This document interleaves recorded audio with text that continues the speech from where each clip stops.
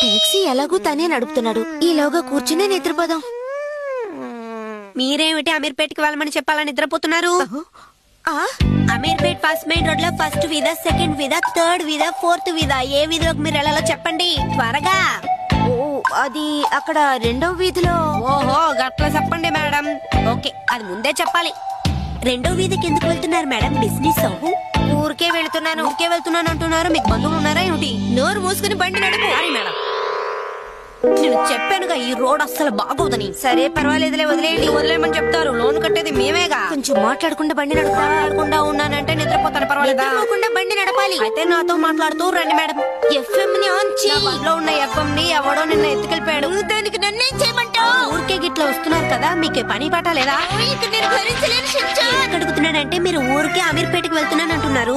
Urgent గా వచ్చాను, డబ్బులు తీసుకురాలేదంటే నాకు ప్రాబ్లం అవుతుంది. లేదు, ఎందుకు చెప్తున్నా